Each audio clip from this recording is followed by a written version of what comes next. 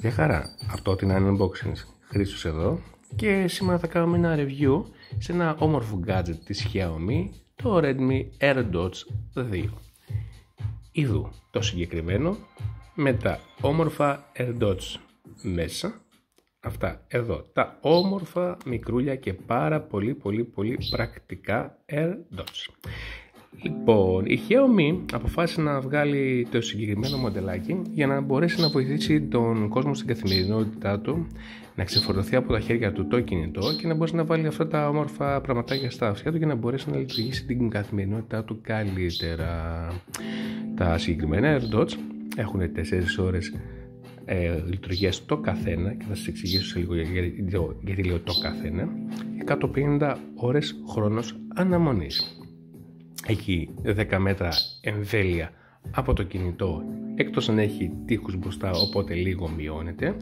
Λειτουργεί με Bluetooth 5 σε όλες τις συσκευές και ένα βασικό μείον που η Xiaomi δεν έχει βάλει καλώδιο φόρτισης, αλλά είναι ένα καλώδιο USB 3, το οποίο το έχετε σίγουρα όλοι και όλες μέσα στο σπίτι σας κάπου. Τα AirDots λοιπόν έχουν κάποιες όμορφες χρήσεις.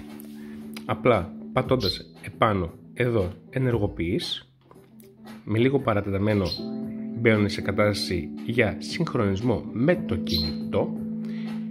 Μπορούν να χρησιμοποιηθούν ταυτόχρονα για να μπορείς να ακούς μουσική, αλλά το βασικό είναι ότι μπορούν να χρησιμοποιηθούν ξεχωριστά για να μπορείς να το λειτουργήσεις σαν ακουστικό κλήσεις. Τι εννοώ? Μόλις τελειώσει η μπαταρία από το ένα, μπορείς να το βάλεις για φόρτιση και να συνεχίσεις να κάνεις τη δουλειά με το άλλο. Οπότε έχεις δύο ακουστικά τα οποία μπορείς να τα χρησιμοποιήσεις σε διαφορετικούς χρόνους. Έχει voice typing. Μπορείς να κάνεις voice typing όταν βρίσκεσαι στα social media. Ένα ακόμη επίσης καλό, το οποίο υπάρχει στη συγκεκριμένη συσκευή. Θα πω ότι είναι μια πολύ value for money συσκευή γκατζετάκι και έχετε στην αγορά για να βοηθήσει την καθημερινότητά σας. Xiaomi Redmi AirDots 2. Χρήστος και ότι είναι unboxing.